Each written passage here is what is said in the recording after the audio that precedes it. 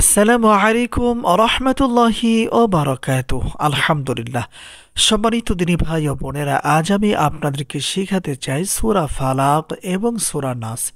এই দুইটি সূরা পড়ে তাবিজের উপরে ফু দিলে কি হয়, এবং এই দুইটি সূরা পড়ে পানির উপরে ফু দিলে কি হয়। বিস্তারিত জানার জন্য আর এই বহু উপকারী পরীক্ষিত আমলটা শিখে রাখার জন্য সম্পূর্ণ ভিডিওটি দেখার অনুরোধ থাকবে। আর প্রতিদিন ইসলামিক নতুন নতুন ভিডিও সবার আগে দেখতে, আপনার পর্যন্ত পৌঁছাতে আমাদের এই ছোট্ট চ্যানেলটি সাবস্ক্রাইব করার অনুরোধ থাকবে। সম্মানিত দিনী ভাই ও বোনেরা, মূল ভিডিওতে যাওয়ার পূর্বেই আপনাদেরকে ছোট্ট করে একটি অনুরোধ করব। বিশেষ করে যে সমস্ত দিনী ভাই এবং বোনেরা তদবির জগতে কাজ করছেন অথবা কাজ করতে চাচ্ছেন, মানে আপনি কোরআনী আমল ধারা চিকিৎসা তদবির যদি করে থাকেন, তাহলে অবশ্যই ভিডিওটি সম্পূর্ণ দেখার অনুরোধ থাকবে এবং আমলটা শিখে রাখার অনুরোধ থাকবে, কারণ এই আমলটা অবশ্যই আপনাদের প্রয়োজন। সম্মানিত দিনী ভাই ও বোনেরা, এই আমলটা কখন কিভাবে করবেন আর আমলটা করার জন্য কি কি জিনিসের প্রয়োজন হতে পারে। এই আমলটা করার জন্য প্রথমত আমাদের কাজ হচ্ছে কাচের গিলাসে করে 1 গ্লাস পানি নিতে হবে। এরপরে অজু অবস্থায় আমার দেখানো পদ্ধতিতে সর্বপ্রথম 1 গ্লাস পানি পড়ে নিতে হবে। ধরে নিন আমি এই মুহূর্তে এখন আপনাদের সামনে অজু অবস্থায় বসে আছি, হাতে 1 গ্লাস পানি নিয়ে নিয়েছি। এখন আমাদের কাজ হচ্ছে 3 বার ইস্তেগফার পাঠ করতে হবে। যে কোনো ইস্তেগফার পাঠ করলেই চলবে, যেমন আস্তাগফিরুল্লাহ আস্তাগফিরুল্লাহ আস্তাগফিরুল্লাহ। এরপরে 3 বার দুরূদে ইব্রাহিম অথবা অন্য কোনো দুরূদ শরীফ পাঠ করবেন, যেমন সাল্লাল্লাহু আলাইহি ওয়াসাল্লাম সাল্লাল্লাহু আলাইহি ওয়াসাল্লাম সাল্লাল্লাহু আলাইহি ওয়াসাল্লাম।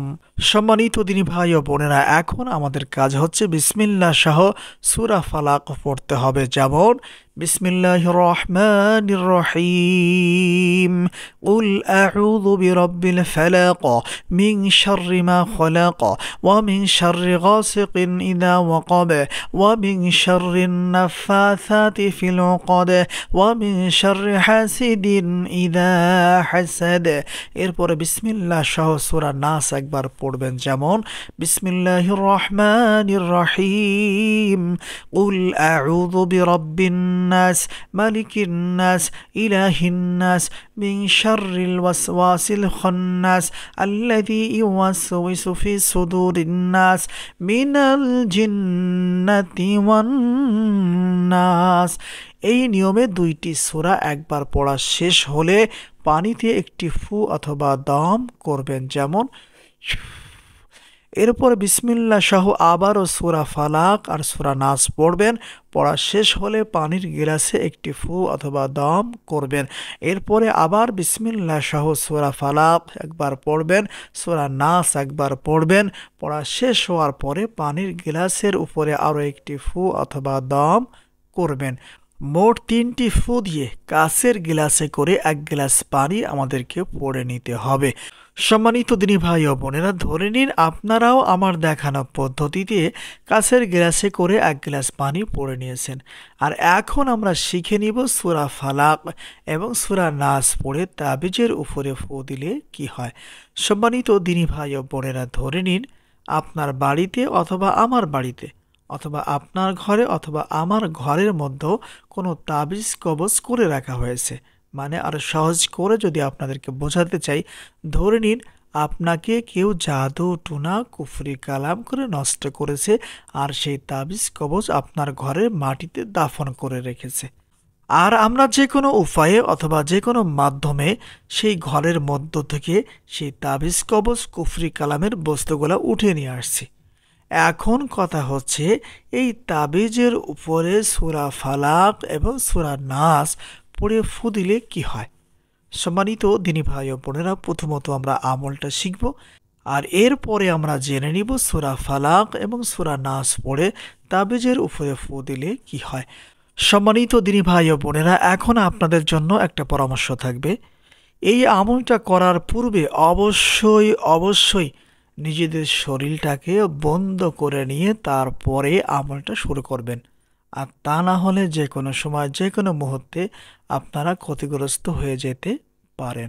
সম্মানিত দিনী ভাই ও বোনেরা, তাবিজ কবজগুলো উঠিয়ে আনার পরে সর্বপ্রথম আমাদের কাজ হচ্ছে শরীরটা বন্ধ করে নিতে হবে। এরপরে অজু অবস্থায় 3 বার ইস্তেগফার পাঠ করতে হবে। যে কোনো ইস্তেগফার পাঠ করলেই চলবে, যেমন আস্তাগফিরুল্লাহ আস্তাগফিরুল্লাহ আস্তাগফিরুল্লাহ। এরপরে 3 বার দুরুদে ইব্রাহিম অথবা অন্য কোনো দুরূদ শরীফ পাঠ করতে হবে, যেমন সাল্লাল্লাহু আলাইহি ওয়াসাল্লাম সাল্লাল্লাহু আলাইহি ওয়াসাল্লাম। সম্মানিত দিনী ভাই ও বোনেরা, এখন আমাদের কাজ হচ্ছে আমরা যে কিছু সময় আগে সূরা ফালাক আর সূরা নাসের মাধ্যমে 1 গ্লাস পানি পড়ে নিয়েছি, সেই পানিটা আমাদের সামনে এনে রাখবো। রাখার পরে আমরা বিসমিল্লাহ সহ সূরা ফালাক পড়া শুরু করব। যেমন বিসমিল্লাহির রহমানির রহিম, কুল আউযু বিরাব্বিল ফালাক। আর সেই সাথেই আমাদেরকে বাকি কাজটুকু কমপ্লিট করে নিতে হবে। সম্মানিত দিনী ভাই ও বোনেরা, আমরা যে ঘর থেকে তাবিজ কবজ অথবা কুফরি কালামের বস্তুগুলো তুলে নিয়ে আসছি, এইগুলা আস্তে আস্তে করে আমাদেরকে খুলতে হবে আর সূরা ফালাক আর সূরা নাস পড়তে হবে। এইগুলা আপনি আস্তে আস্তে করে খুলে একটা কাগজের উপরে রাখবেন, যেন মাটিতে না পড়ে। কাগজের উপরে রাখবেন আর খোলার সময় অবশ্যই সূরা ফালাক আর সূরা নাস পড়তেই থাকবেন যত সময় পর্যন্ত আপনার সকল প্রকার জাদু টোনাগুলা খোলা না হয়। যদি চুলের উপরে কোনো গিট মারা থাকে, মানে গিরা দেওয়া থাকে, তাহলে সেগুলাও আপনি আস্তে আস্তে খুলতে থাকবেন। এছাড়া সুতা থাকতে পারে, কোনো কাপড় চোপড়ে গিট দিয়ে থাকতে পারে। এক কথায় বোঝাতে চাই, আমরা কুফরি কালামের যতগুলা বস্তু মাটি থেকে তুলে নিয়ে আসছি, হতে পারে সেটা তাবিজ।